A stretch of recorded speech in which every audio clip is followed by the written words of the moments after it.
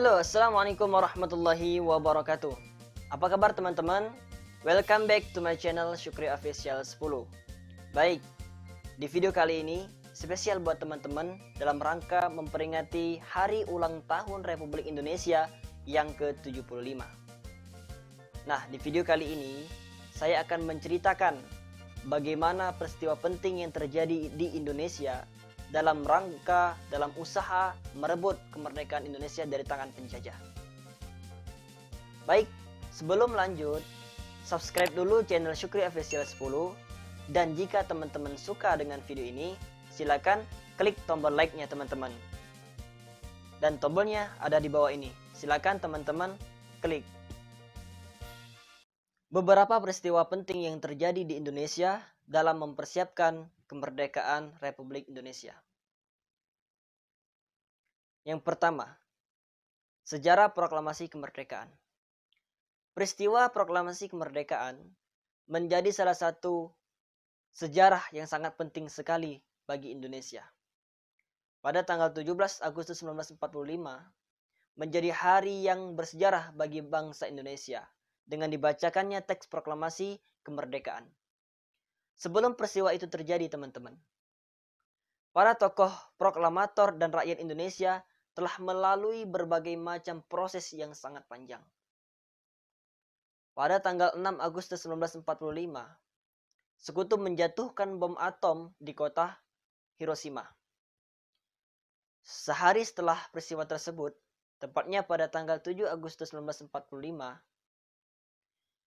BPUPKI atau Badan Penyelidik Usaha Persiapan Kemerdekaan Indonesia berganti nama menjadi PPKI atau Panitia Persiapan Kemerdekaan Republik Indonesia. Sebagai langkah mempertegas keinginan dan tujuan untuk meraih kemerdekaan Indonesia. Kemudian pada tanggal 9 Agustus 1945, Sekutu menjatuhkan bom atom untuk kedua kalinya di kota Nagasaki dan berhasil memukul mundur Jepang dari Indonesia. Jepang menyerah pada Sekutu secara resmi pada tanggal 14 Agustus 1945 dan dimanfaatkanlah oleh para pejuang Indonesia untuk segera memproklamasikan kemerdekaannya. Para tokoh Indonesia dan rakyat Indonesia itu sendiri menginginkan bahwa kemerdekaan itu bukan diraih dari pemberian atau hadiah dari Jepang, namun hasil dari perjuangan rakyat Indonesia itu sendiri. Poin kedua, peristiwa Rengas Dengklok. Pada tanggal 16 Agustus 1945 dini hari, teman-teman, Insinyur Soekarno, Muhammad Hatta, Fatmawati, dan Guntur putra Soekarno dibawa ke Rengas Dengklok untuk menghindari segala macam bentuk bujukan Jepang yang dapat mempengaruhi keyakinan Soekarno-Hatta dan menggagalkan upaya terlaksananya kemerdekaan atau proklamasi kemerdekaan Indonesia. Sementara itu, teman-teman, Ahmad Subarjo melakukan perundingan dan berusaha untuk membujuk golongan muda untuk tidak tergesa-gesa dalam memproklamasikan kemerdekaan Indonesia. Beliau setuju bahwa pelaksanaan proklamasi kemerdekaan Indonesia itu dilaksanakan di Jakarta. Kemudian poin ketiga, peristiwa perumusan naskah proklamasi kemerdekaan. Perundingan mengenai perumusan teks proklamasi kemerdekaan dilakukan di rumah atau di kediaman Laksamana Maida pada tanggal 16 Agustus 1945 malam hari, teman-teman. Perumusan naskah proklamasi ini dilakukan oleh Insinyur Soekarno, Muhammad Hatta, Ahmad Subarjo, dan disaksikan oleh tokoh golongan muda seperti Sukarni, B.M. Diah, Sudiro, dan Sayuti Melik.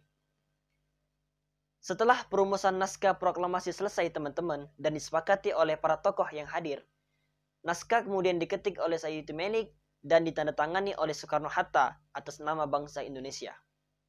Pada rencana awal, pelaksanaan proklamasi Indonesia itu dilakukan di lapangan Ikada. Namun, dengan segala pertimbangan dan alasan keamanan dan ketertiban, akhirnya diputuskanlah bahwa pelaksanaan proklamasi kemerdekaan Indonesia dilakukan di Jalan Pegangsaan Timur nomor 56 Jakarta atau di tempat kediaman Soekarno itu sendiri. Dan poin keempat, Peristiwa pembacaan teks proklamasi kemerdekaan. Pembacaan teks proklamasi kemerdekaan diselenggarakan pada tanggal 17 Agustus 1945 teman-teman, di kediaman Insinyur Soekarno pada pukul 10.00 waktu Indonesia bagian Barat.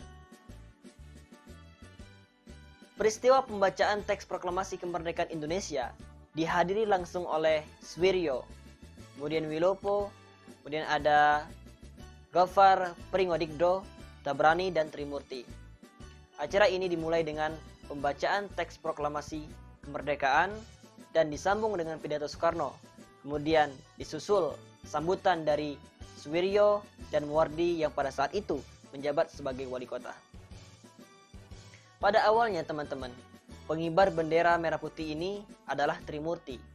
Namun ia menolak karena menurutnya pengibar bendera sebaiknya dilakukan oleh seorang prajurit.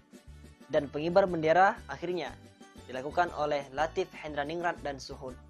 Perlu teman-teman ketahui bahwa yang menjahit bendera merah putih itu sendiri dijahit oleh tangan Bunda Fatmawati itu sendiri secara langsung, istri dari Soekarno. Kemudian pada saat pengibaran bendera merah putih diiringi dengan lagu Indonesia Raya sebagai lagu kebangsaan Indonesia. Hingga saat ini, bendera Sang Saka Merah Putih yang dijahit oleh Fatmawati, istri Soekarno, disimpan di Museum Tugu Monas sebagai bukti sejarah kemerdekaan Indonesia. Sehari setelah pembacaan teks proklamasi kemerdekaan Indonesia, tepatnya pada tanggal 18 Agustus 1945, PPKI atau Panitia Persiapan Kemerdekaan Indonesia mengambil keputusan untuk mengesahkan dan menetapkan Pancasila dan Undang-Undang Dasar 1945.